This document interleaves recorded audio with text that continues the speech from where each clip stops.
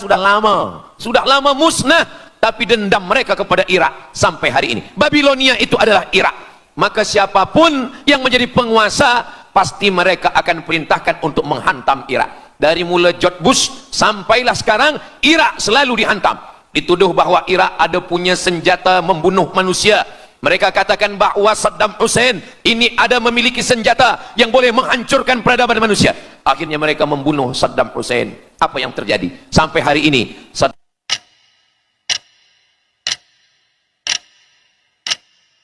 mengapa Israel ini ingin betul mengambil Palestina ini? Apa yang ada di Palestina?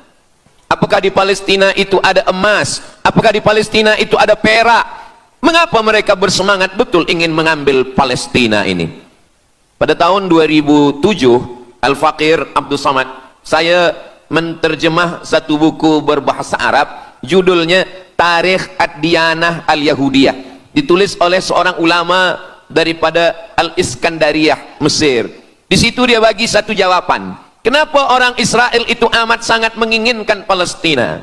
Rupanya ada seorang bernama Israel. Israel maknanya dua.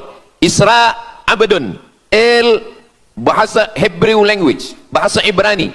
El artinya Tuhan, Israel artinya hamba Tuhan. Tapi mereka punya makna yang kedua. Israel artinya al-musari' lillah. Al-musari' lillah, orang yang bergulat, orang yang mengalahkan Tuhan. Rupanya Tuhan pernah kalah. Dan ketika Tuhan kalah, lalu Tuhan memberikan hadiah satu petak tanah, dan tanah itu adalah tanah Palestina menurut mereka. Jadi mereka meyakini bahwa ketika Tuhan dikalahkan oleh Israel, maka hadiahnya adalah bumi Palestina. Itulah kenapa mereka amat sangat ingin mengambil tanah itu. Tapi kita pula, Palestina bagi kita adalah hijrahnya Nabi Muhammad sallallahu alaihi wasallam yang dituliskan dalam Al-Quran. A'udzubillahi minasyaitonir rajim. Subhanalladzi asra bi'abdihi lailan minal masjidil haram ilal masjidil aqsa alladzi barakna haulah. Dulu semasa belajar di Al-Azhar, ada satu subjek namanya Al-Milal wan Nihal. Al-Milal maknanya aliran-aliran keagamaan, wan Nihal agama-agama. Maka salah satu aliran itu disebut dengan Zion. Zion adalah nama satu bukit yang ada di Palestina. Lalu mereka mengambil nama ini sebagai satu gerakan dunia. Dalam bahasa Arabnya disebut dengan As-Sahyuniyah atau Zionis. Mereka ingin mengembalikan Yahudi ke Palestina. Apa yang membuat mereka ingin? Rupa-rupanya mereka meyakini bahwa mereka menunggu-nunggu seorang lelaki. Lelaki itu bernama Mesiah. Dalam bahasa mereka sebut dengan Mesiah. Dalam bahasa Arabnya adalah Al-Masih. Al-Masih diambil dari kata masaha. Masaha artinya disapu. Kita dalam wudhu ada menyapu. Idza qumtum ila shalah, kalau kamu ingin sembahyang, faghsilu wujuhakum, muka dibasuh. Wa aydiyakum ilal marafiq, tangan pun dibasuh hingga ke siku. Tapi kepala dengan telinga tidak dibasuh. Kepala dengan telinga disapu. Wamsahu biru'usikum, disapu. Jadi kenapa dia dikatakan Al-Masih? Kerana dua. Pertama, waktu lahirnya badannya disapu dengan minyak. Yang kedua, setelah dia besar, bila dia tengok orang lumpuh, dia sapu. Orang yang lumpuh boleh tegak berdiri. Bila nampak orang buta, dia sapu. Orang buta boleh menengok. Bila nampak orang mati, dia sapu. Dan orang mati pun boleh tegak berdiri. Dia tunjuk tanah, ya ard umbuti, wahai tanah tumbuh tanaman. Dia tunjuk langit, ya sama imtiri, turunkan hujan. Dia tunjuk orang mati, ya mayyit qum, orang mati tegak berdiri. Maka dia disebut dengan Al-Masih. Tapi Al-Masih ini ada yang original. Itulah dia Al-Masih Isa anak Maryam alaihissalam. Tapi ada Al-Masih satu lagi, macam Isa. Orang Arab bila ada mangkuk, mereka sebut dengan wi'a. Kalau mangkuk ini emas, mereka katakan al-wi'a al-zahabi, mangkuk emas. Tapi kalau mangkuk ini dari perak tapi dibalur dengan emas, mereka akan mengatakan al-wi'a al-mudajjal. Dia bukan emas, tapi dia nampak macam emas, maka dia namanya mudajjal. Begitu juga dengan Al-Masih ini. Al-Masih yang betul-betul Al-Masih, dia adalah Al-Masih Isa anak Maryam. Tapi ada yang macam Al-Masih, bentuknya macam Al-Masih, macam mukjizat Al-Masih, tapi dia bukan Al-Masih. Itulah dia Al-Masih Ad-Dajjal. Sebenarnya mereka sedang menunggu Al-Masih Ad-Dajjal. Kita pula Sebelum salam, kita minta perlindungan kepada Allah dari Al-Masih Ad-Dajjal. Allahumma inni a'udzubika min adzabi jahannam wa min adzabil qabri wa min fitnatil mahya wal mamat wa min syarri fitnatil masihid Dajjal. Kita minta tolong pada Allah supaya jauh daripada Dajjal.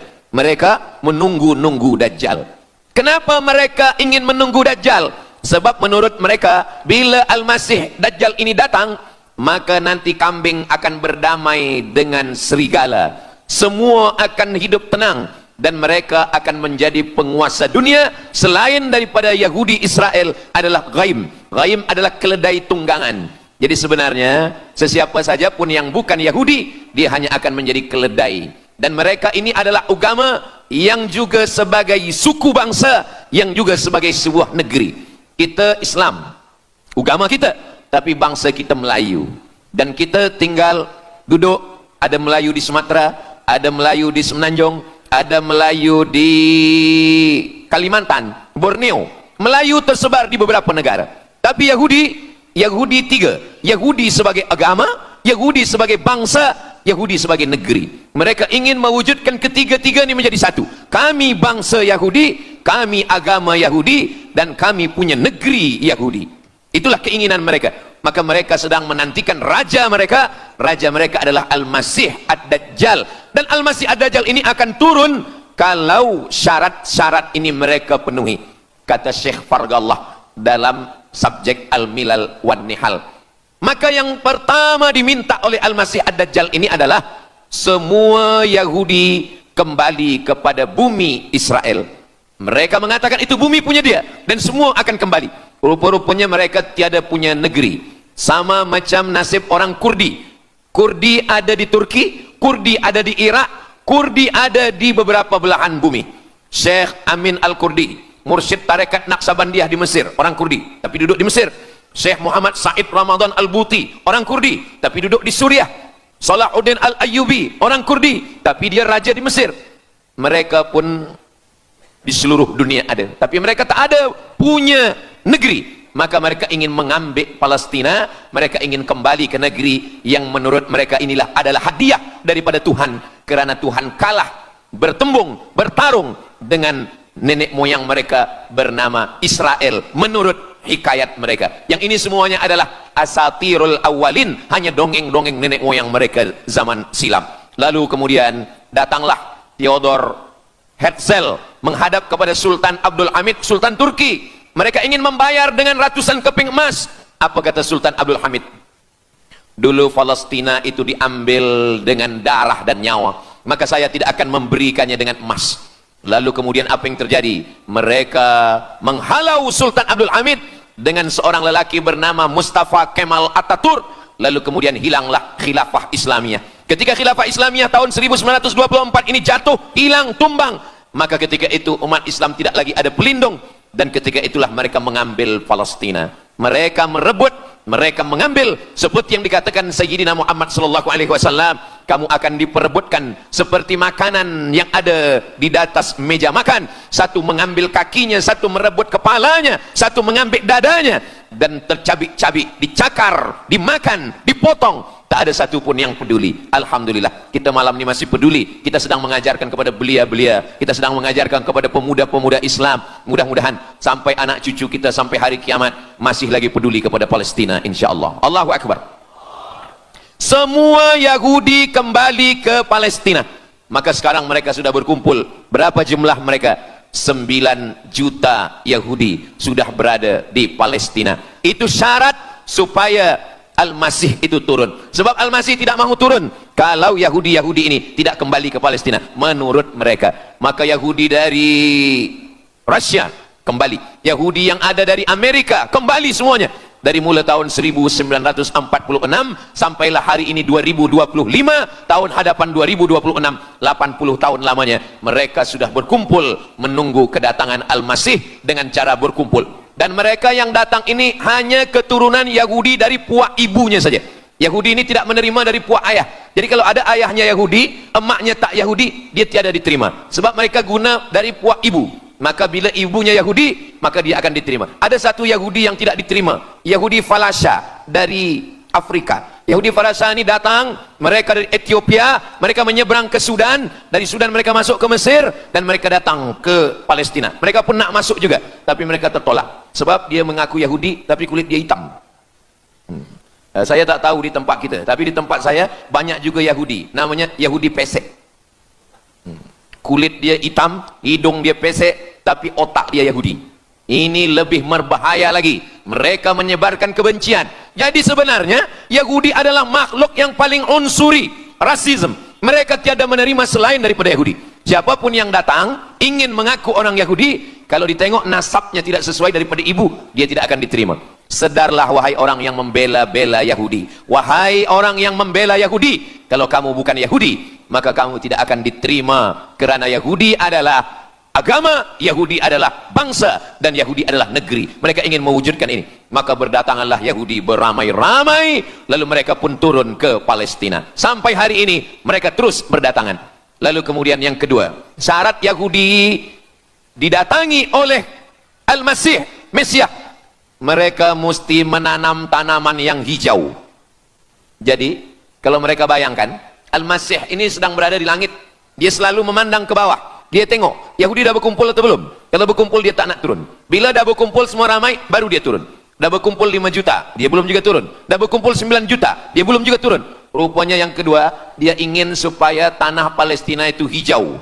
Bila nanti dah hijau semua, baru dia turun. Dan tanaman yang hijau itu pun dia yang memilihkan tanamannya. Tanamannya adalah yang disebutkan Nabi 14 abad silam, Syajaratul Gharqad. Nanti semua akan membela umat Islam. Sampai-sampai batu berkata, apa kata batu? Ya abdallah, wahai hamba Allah, hadza Yahudi khalfi, ini di belakang saya ada Yahudi, faktulhu, bunuhlah dia. Kata Nabi, jangankan manusia, batu pun membela umat Islam. Batu akan berkata, ya abdallah, wahai hamba Allah, hadza Yahudi, ini di belakang saya ada Yahudi, faktulhu, bunuh dia. Tapi ada satu yang membela mereka. Siapa dia? Syajaratul Gharqad, pokok kayu Gharqad. Allah menunjukkan sampai hari ini mereka menanam pokok Gharqad ini. Saya belajar ke Mesir tahun 1998. Musim panas tahun 1999, saya pergi ke satu kawasan bernama Aris.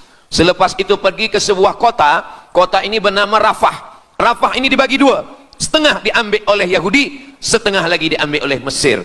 Dari sempadan ini kita boleh menengok hijau. Lalu saya pun bertanya kepada ulama yang mendampingi kami, Tuan Syekh, itu pokok apa yang hijau?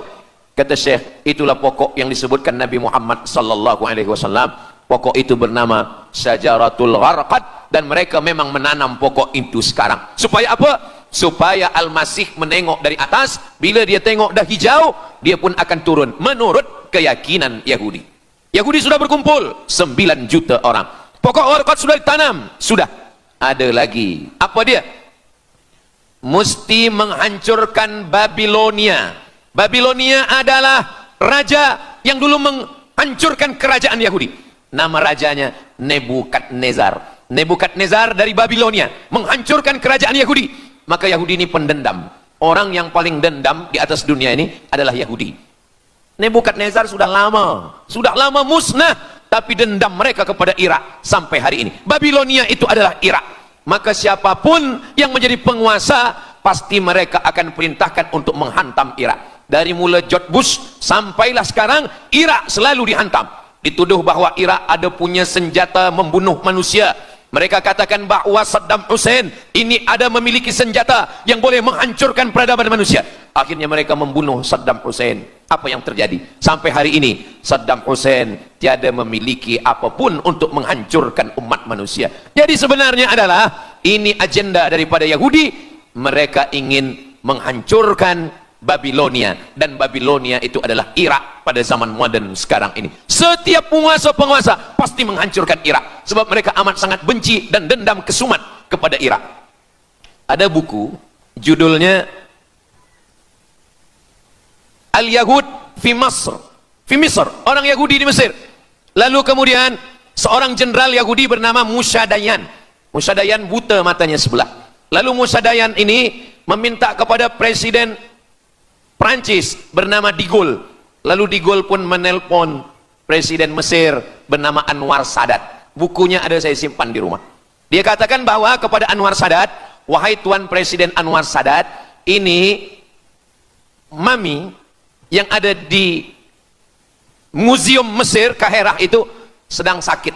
Jadi untuk menyehatkannya mesti dibawa ke Prancis, ke Paris. Lalu disediakanlah pesawat terbang untuk membawa mami ini. Dulu saya pernah dengar tazkirah Ustaz Azhar Idrus, jangan anak panggil mak mami, sebab mami itu inilah mami Fir'aun, mami return. Ini mami ini sakit, maka dia mesti disehatkan, ada bakteri, maka dia mesti disehatkan, dibawa ke Paris, Prancis. Akhirnya diterbangkan pada masa Presiden Anwar Sadat, dibawa ke hospital. Sampai di hospital, rupa-rupanya Jenderal Musa Dayan yang buta sebelah sudah menunggu mami. Begitu mami Ramses II, Fir'aun sampai, dia terus meninju muka mami itu. Kenapa? Sebab dia dendam. Inilah yang dulu menghalau nenek moyang dia dari Mesir. Gila. Yahudi ini adalah orang-orang yang gila. Sampai hari ini, mereka punya dendam yang tak berkesudahan. Sampai mami yang sudah menjadi kering, kita pun menengoknya biasa-biasa saja. Tapi Musa Dayan melampiaskan dendam kesumat dia sampai pada masa Presiden Anwar Sadat, yang akhirnya Anwar Sadat pun mati terbunuh, ditembak oleh Khalid Islambuli. Begitulah Allah Subhanahu wa taala menceritakan saksi sejarah supaya umat Islam faham bagaimana pikiran, bagaimana sakit jiwanya orang-orang Yahudi. Mereka sudah berkumpul di Palestina 9 juta. Tanam-tanaman hijau sudah ditanam. Irak sudah dihantam, hancur lebur Irak. Apa lagi yang mereka lakukan? Tanah-tanah Palestina mesti merah. Tanah Palestina tidak boleh hitam. Tanah Palestina mesti merah. Apa yang membuat tanah Palestina merah? Merah kerana darah budak-budak, anak-anak yang tak berdosa dari Palestina. Jadi kalau ada orang yang hari ini terheran-heran, mengapa mereka membunuh budak kecil? Mengapa mereka menjatuhkan bom untuk menghancurkan rumah, membunuh perempuan yang hamil tiada berdosa? Tapi bila orang faham, dia mengerti. Sesungguhnya mereka ingin supaya darah anak-anak yang tiada berdosa itu tumpah. Kalau darah itu sudah tumpah, disitulah mereka menantikan supaya Al-Masih, Mesiah itu turun membela. Sebab itu adalah raja di raja mereka. Apa yang terjadi sebenarnya hari ini? Yang terjadi sebenarnya adalah mereka membangun, membina sebuah kerajaan dari khayal, dari pikiran gila. Maka ada seorang yang tidak percaya kepada Allah, dia atheist, dia tak percaya kepada Tuhan, namanya Roger Jarroudi.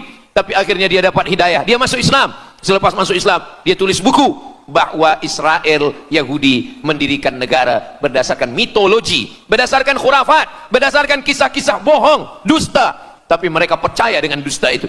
Lalu kemudian Roger Jarroudi ditangkap oleh pemerintah Prancis, dimasukkan ke dalam penjara. Bukunya diterjemahkan ke dalam bahasa Arab, diterjemahkan ke dalam bahasa Melayu. Roger Jarroudi, bagaimana orang Yahudi Israel membina kerajaan negara berdasarkan khayal, berdasarkan tipu, berdasarkan dusta, berdasarkan mitologi, berdasarkan asatirul awalin, dongeng-dongeng daripada nenek moyang mereka dulu.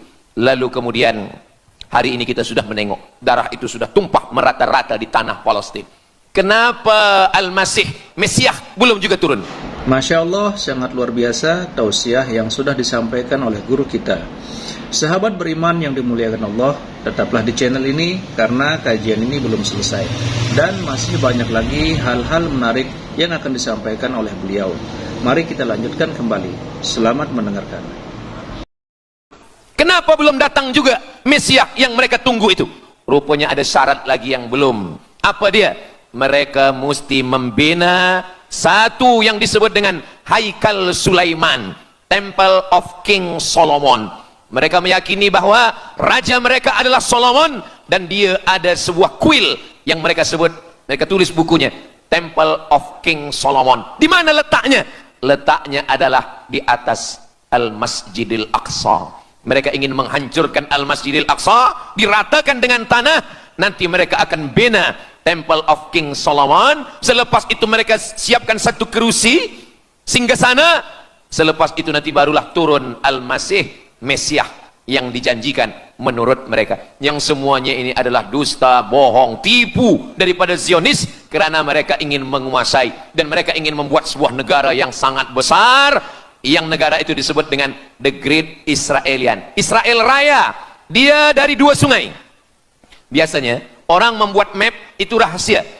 Map biasanya rahasia yang disimpan. Tapi orang Yahudi Israel, mereka buatkan mapnya di dalam bendera mereka.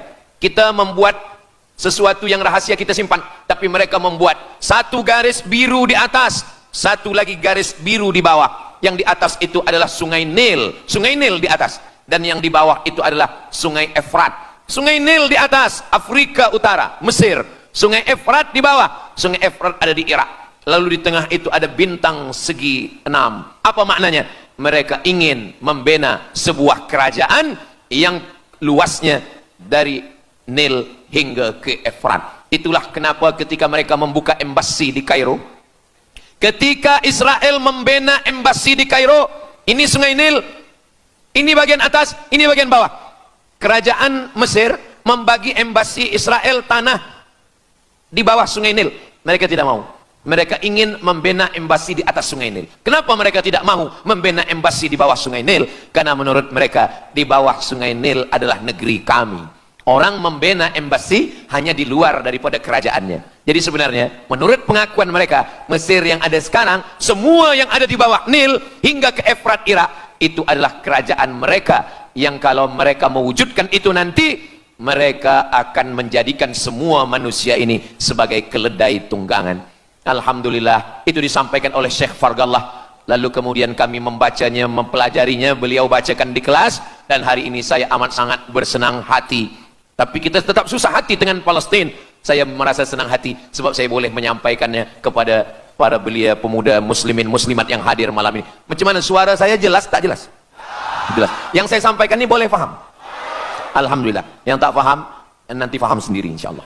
Begitulah Allah Subhanahu wa taala. Saya dulu pernah berjumpa dengan Syekh Muhammad Jibril. Lalu kemudian saya tanya Syekh Muhammad Jibril, "Syekh, kenapa Allah membinasakan kaum Ad, kaum Samud, kaum Madian?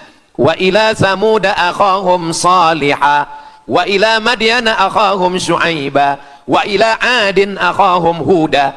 Madian, Samud, Ad, semuanya musnah. Iram dzatil imad. Iram, hilang semuanya. Tapi kenapa Yahudi ini masih ada sekarang? Kenapa Allah tak musnahkan?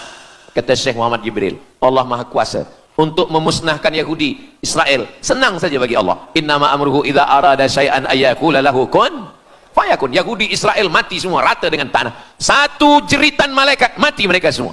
Allah goncangkan bumi, habis mereka ditelan bumi. Ya bunayya, wahai anakku, kalaulah Israel Yahudi ini mati, lalu kamu masuk surga dengan apa, kata dia. Sebenarnya Allah masih menyisakan Yahudi ini supaya kita berjuang. Sekarang ada umat Islam yang amat sangat lemah. Dia bukannya ikut berjuang, tapi melemahkan perjuangan orang. Bila ada umat Islam yang berkumpul beramai-ramai, solidariti tentang Palestina, dia berkata, katanya Allah Maha Kuasa, kenapa Allah tak binasakan? Dulu, arsalna alaihim tayran ababil, datang burung ababil, tarmihim bi'ijaratin min sijil. Mana ababil sekarang? Kenapa Allah tak kirimkan ababil?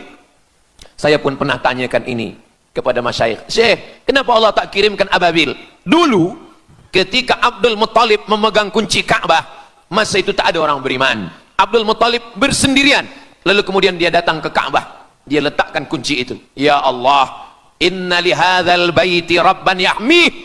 Saya sendiri seorang saja, saya tak sanggup untuk menolong Ka'bah. Inna li hadzal baiti rabban yahmih. Ka'bah ini ada pemiliknya, Ka'bah ini ada pelindungnya, Allah akan melindungi. Itulah mengapa Allah mengirimkan alam tara kaifa fa'ala rabbuka bi ashabil fil alam yaj'al kaidahum fi tadlil. Kenapa Allah kirimkan tayran ababil? Karena tidak ada orang beriman, hanya Abdul Muttalib sendiri.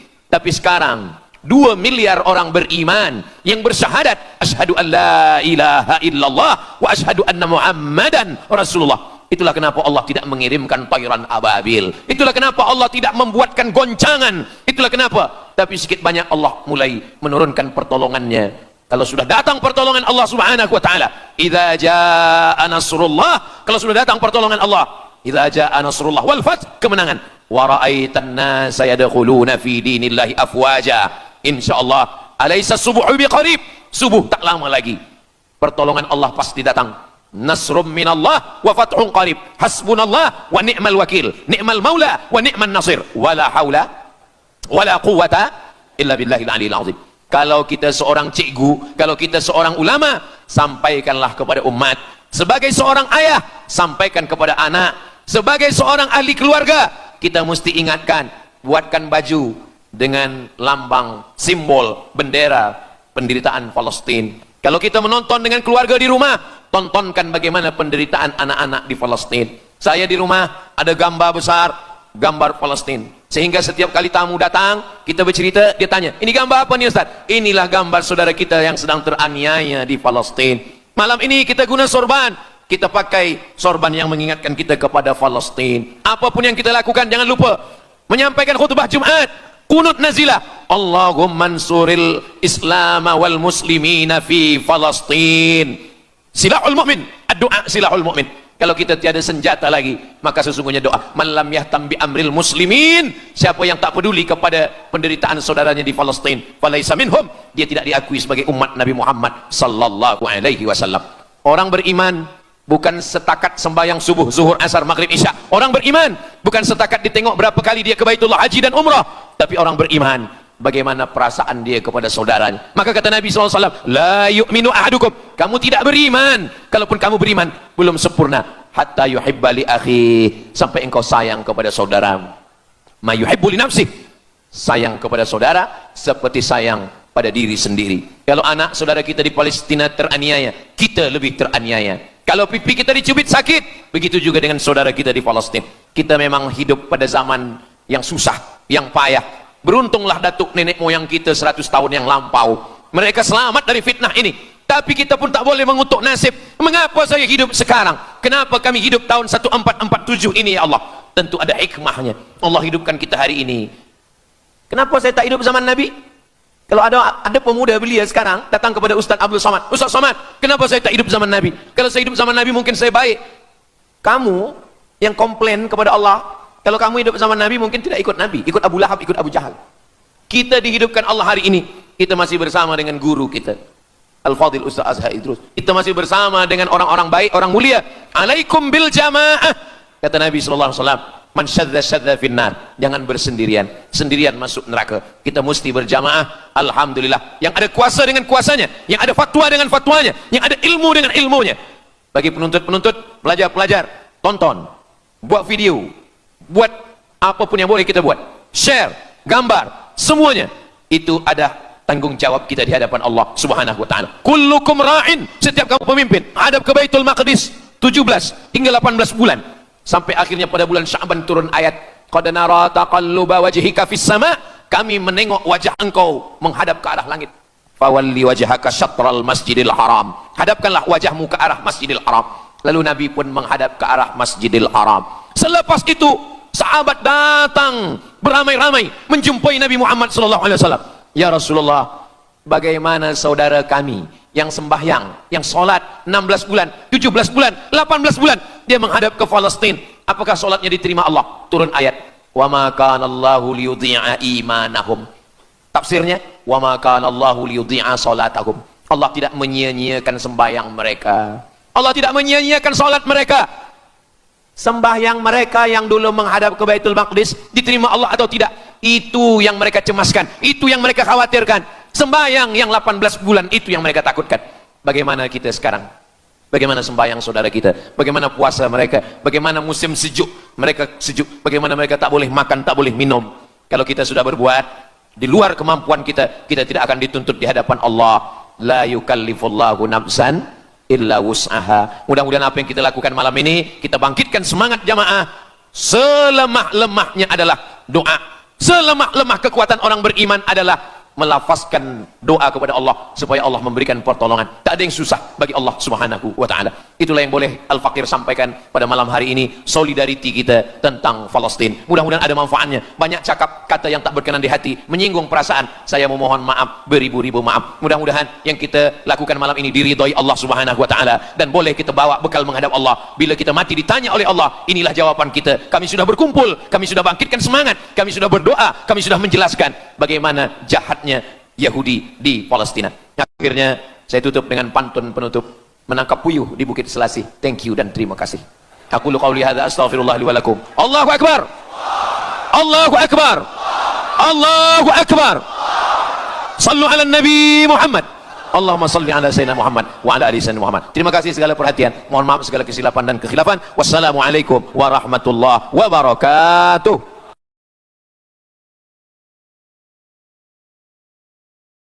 Alhamdulillahirrabbilalamin. Demikianlah tausiah penuh ilmu, hikmah, dan manfaat yang sudah kita dengarkan bersama dari guru kita. Sahabat beriman yang dimuliakan Allah, terima kasih banyak sudah menyimak tausiah ini sampai selesai. Doa dan harapan saya, semoga Allah Subhanahu wa Ta'ala senantiasa selalu melimpahkan segala rahmat dan karunia-Nya kepada sahabat semua. Selalu diberikan kesehatan, dimudahkan segala urusannya, dan dilancarkan rezekinya. Amin ya rabbal alamin. Demikian yang dapat saya bagikan, kurang lebihnya mohon maaf. Sampai bertemu lagi di kajian-kajian berikutnya. Wabillahi taufik wal hidayah, waridha wal inayah. Wassalamualaikum warahmatullahi wabarakatuh. Setelah kita mendengarkan bersama tausiah yang sangat luar biasa yang sudah disampaikan oleh guru kita, sekarang mari kita lanjutkan aktivitas kita masing-masing. Semoga apa yang sudah beliau sampaikan kepada kita semua menjadi ilmu yang bermanfaat dalam kehidupan kita sehari-hari. Amin ya rabbal alamin. Selamat beraktivitas buat sahabat semua dan sukses selalu. Sampai bertemu lagi di tausiah berikutnya. Wassalamualaikum warahmatullahi wabarakatuh. Bismillahirrahmanirrahim.